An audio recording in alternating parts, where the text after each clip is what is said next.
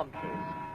Well, believe it or not, those palm trees are standing in tubs on top of the public lavatories in front of the town hall of Batley.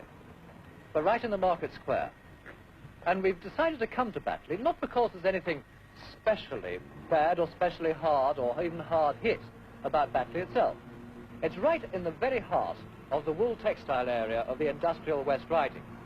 That's one reason.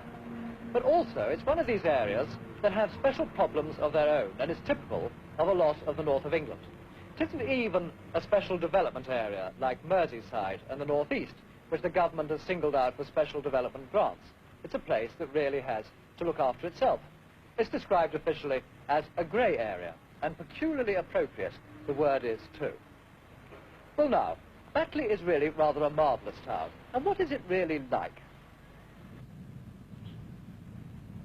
It's like much of the industrial north, littered with untidy industry, in a hill and valley setting that must once have been beautiful, like much of the north. If you drive through Batley on the main Bradford-Dewsbury road, you might think it just straggled on without much form. You'd be right. But in the market square, in front of the town hall, you'd begin to recognize its character, because Batley has a very strong sense of identity. Not that Batley is physically attractive. A few new shops don't make a new town. Batley's one main shopping street is no different from 100 others in small northern towns. The co-op, one or two multiple stores, and the small shopkeeper as the backbone.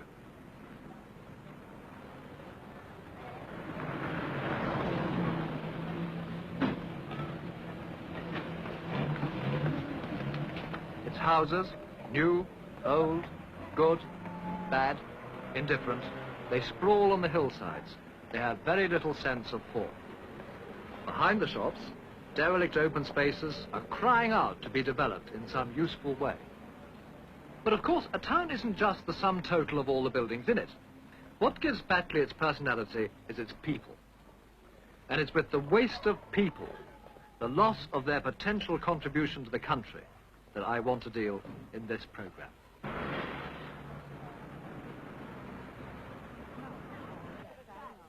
In the first programme, I pointed out that material waste in the industrial north means dereliction, decay, it means pit heaps, empty mills, and substandard housing. But equally important is this other kind of waste, the waste of people. To those who throng Batley Market on a Friday, unemployment between the wars is now just history. To those who experienced it, bitter history. The years since the Second World War have been comparatively good. But Batley people, like the rest of the north, suffer higher unemployment and earn a little less than if they lived in the south or the Midlands. But of course, there are other forms of waste. Education. Once more, the north is underprivileged. Generally, the buildings are older and the teachers are fewer than elsewhere. The children, of course, are no less intelligent or less able than anywhere else. In fact, in the West Riding, a higher proportion of children with an IQ of more than 130 are admitted to grammar schools than in the rest of the country. But a much smaller proportion get to the university. They grow up in a society where the pressure is to leave school at the earliest possible age, 15, and earn a wage. More than 60% do so. But what happens after school?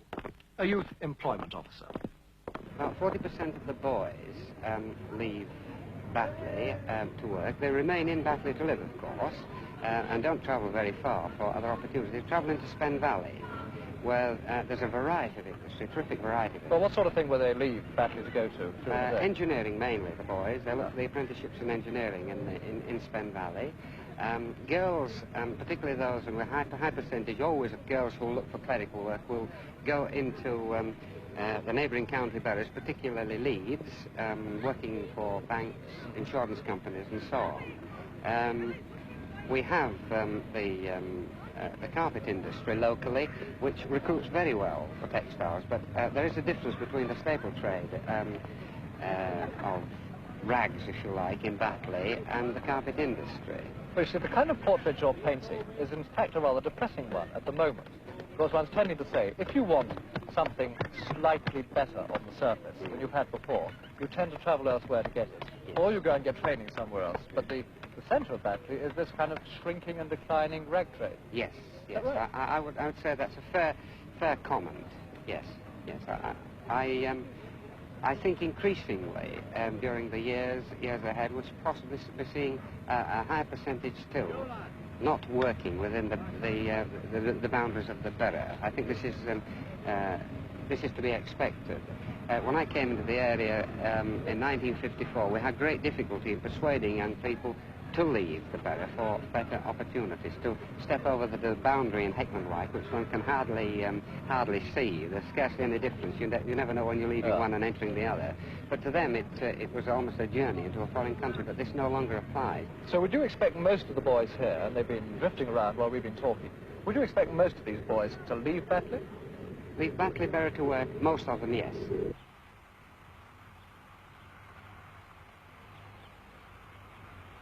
Those who stay may end up in rags.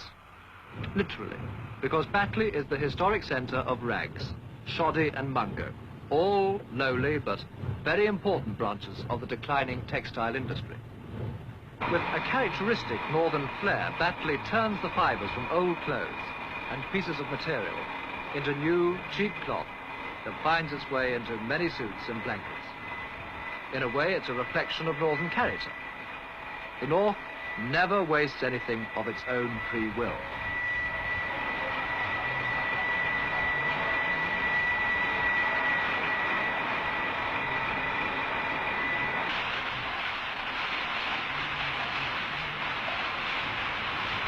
Thus, Batley loses working population over the years, its main industry slowly dwindling.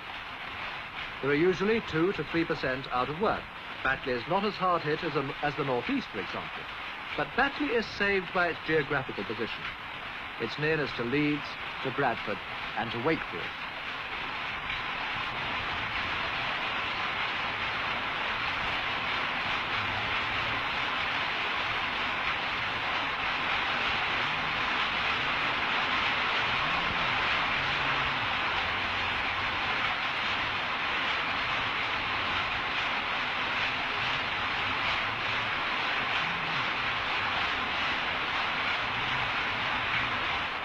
Of course, rags aren't the only industry. The main single source of expanding new employment, principally for women, is biscuit making. Tons of biscuits a week. This means a demand for women workers, including housewives who work part-time in one of the few new industrial buildings. These buildings were built long ago in the confident Victorian belief that staple industries like textiles would endure forever. Thus, built to last, the solid mills survive, and given enterprise, there's plenty of life in them yet. Space for the new industries that Batley, like the North generally, badly needs.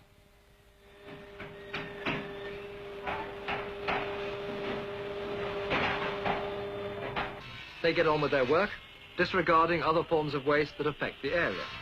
Health, for example. If people in the north of England are off work through ill health, there are fewer doctors in relation to the population than in other parts of the country. The North has a disproportionately high number of the country's largest medical practices, those with more than 3,000 patients each. With dentists, the position is even worse. 6,000 patients per dentist. If you've got toothache, go south, young man. So perhaps, not surprisingly, Batley Town Council's coat of arms concerns itself principally with work. Let industry flourish. Well, lots of people think that's just what it is not doing, that in fact it's in decline. But it's not in decline, it's really in the midst of change. Well, that coat of arms is in the council chamber of the town of Batley, the place from which the fortunes of more than 40,000 people are in part governed, but only in part, because there's lots of things that a town council has no control over whatsoever. Ladies and gentlemen, His Worship's man.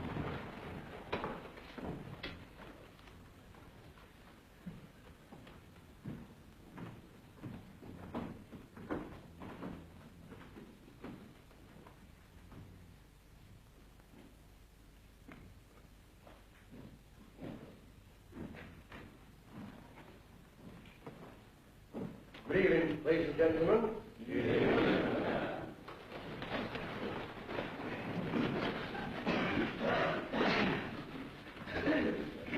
Town Clerk, are there apologies for absence, please? I've received apologies, Mr. Mayor, from Alderman Fox, who's away on holiday, and also from Councillor Mrs. Sheldon, who you'll all be pleased to hear is making satisfactory progress after her operation.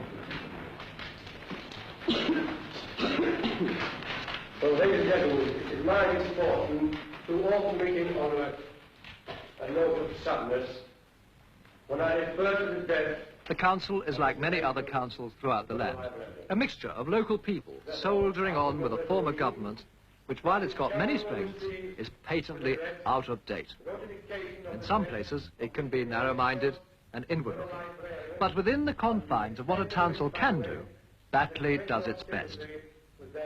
Until a Royal Commission on Local Government produces practical plans to get towns like Batley to amalgamate with neighbouring places into sizable units that can be more properly managed, the town is probably as well run as any, by the 32 councillors and aldermen, the railway and hospital workers, the businessmen, the retired schoolmasters, and so on. The council runs its business, like any other business does, on the income it can gather. From houses like these at Upper Batley, and from industrial premises too, the council draws in something like £500,000 a year. Now, with low housing rates, it pays the council and Batley to keep the mills occupied if it can. And this is at the heart of Batley's problem. Mayor, ladies and gentlemen, I beg to move that the minutes of the Housing Committee of the 19th instance be confirmed. 19th of September. Can you second that, please? Mr. Mayor, in connection with minute number 164, I have to read the following report of the Borough Engineer. As is so often the case in the industrial north, housing was, and still is, one of Batley's biggest problems. No fewer than 2 out of every 3 houses were found in a survey a few years ago to be below standard. Well, many have been demolished, but clearing slums leaves great areas of land that need bringing to life again. The council has built 3,000 houses since the war, a very creditable number, even if they aren't always just where some people want to live, like near the town centre. And Batley, of course, has its own town centre development plan. Again, it's like 1,000 other places, and like those places, it's usually based on far too narrow a community, too small a dimension. What Batley has got, so far at any rate, though there's bigger things in the pipeline, is a rather motley collection of new shops in one unenterprising row. True, the supermarket society is there, but not everybody wants to join that.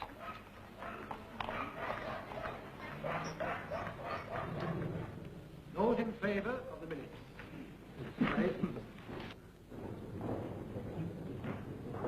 Batley Town Council votes, one cannot help feeling, change the tenor of life only very little. Vote against?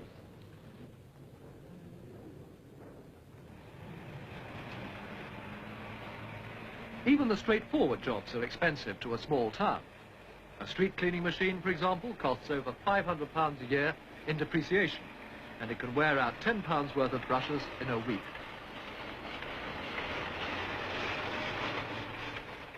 Trust this report, in accordance with the requirements of Standing Order number 7 with respect to contracts, will enable the Council to support the resolution of the Housing Committee. Any questions? While local councillors discuss the details of local development, Batley's plight forces you to ask a whole series of questions about the north. Is it really impossible to bring towns like this fully alive again? Or should they be left to go on, simply in decline? Now, I've already said that officially, Batley is a grey area. But is that good enough for Batley and for other northern towns? Best Street housing estate. It has already been taken up with the contractors. This area has seemed to me like another city. Item 8, Mr. Parker, clear this area.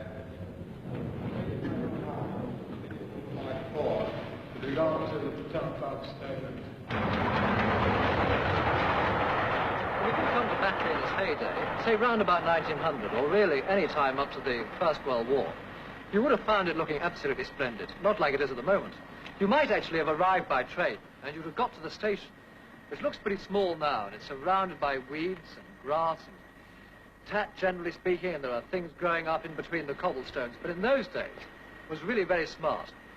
And not only was it smart, but right beside it, you might have stayed in the Station Hotel, which was one of the grander hotels in the north of England. And if you'd walked a few yards further down the road, which is this curving road, at that time entirely cobbled from side to side, you'd have found it lined with some of the most magnificent buildings in this district. Private hotels, hotels of different kinds, offices and warehouses, and all having this wonderful feeling on a great steep curving hill, the sort of thing that architects from the Regency onwards were trying to create in towns, prestige towns, posh, suburban areas. If you look at them now, at the windows, or any other part of them, and you realize that the heyday of this part of the town is really past. It has now begun steadily and remorselessly to decline. Decline.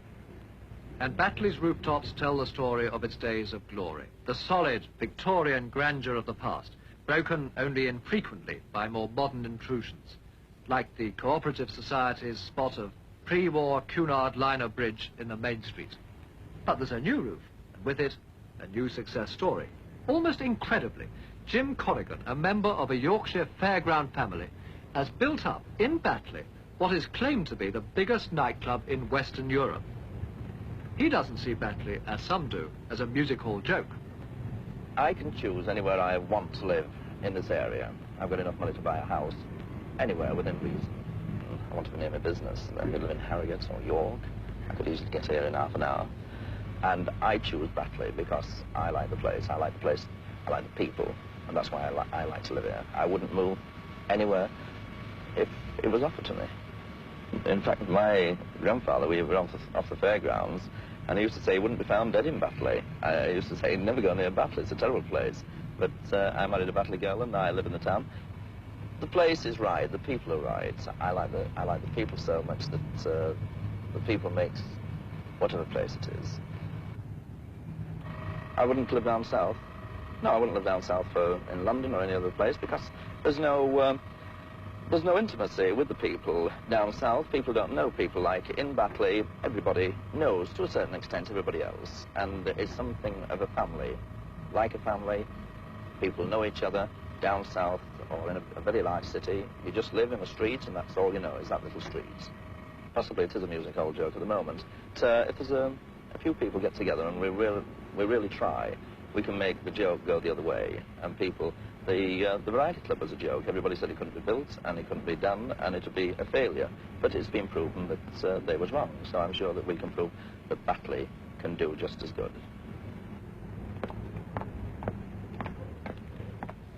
Each night, hundreds of people from all around the West Riding make their way to Batley for a breath of the high life. The mushroom growth of clubs, usually rooted in a working-class tradition, has been a recent development in the North's cultural life.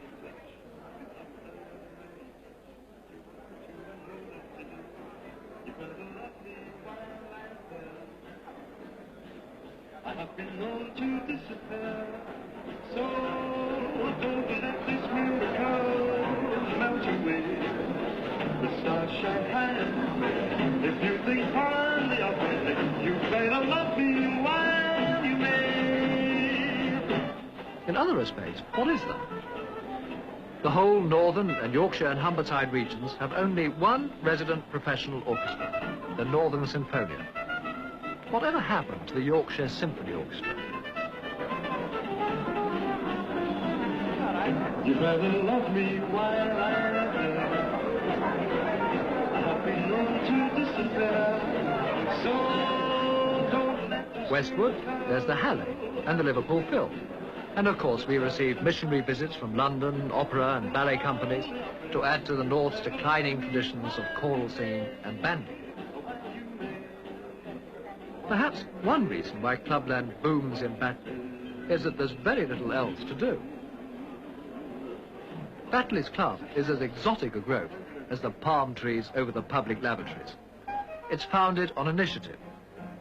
But nightclubs can't support an economy. Don't forget the clappers for the pale ale and the toast roll. That's for pale ale and stone, right? A bit more lime in that, half a bit of... 3 pints of bitter and 2 hours of bitter with white. For Batley, as for other northern towns, more industrial initiative is needed. Initiative which needs encouragement and help. What help does a town like Batley get? Alderman Ernest Knowles. Many of us have felt, and my council has felt for a long time, that there isn't enough help given both in the way of technical advice and in the financial aspect of the rebuilding, the renewing of an urban district like this. In fact, I'm quite sure that there should be much greater financial assistance. A local authority is left to its own initiative. And a borough like Batley of 40,000, how can it face capital expenditure, which I estimate is round about anything 15 to 16 million pounds on the projects that have been ahead? They're problems that almost bewilder one. So Batley jogs along, rather like an old man who keeps an open mind with some difficulty, always being a bit resistant to change, but knowing he has to change, as it has to change, every day. And we looked at Batley because Batley raises all sorts of problems which are typical of the north of England.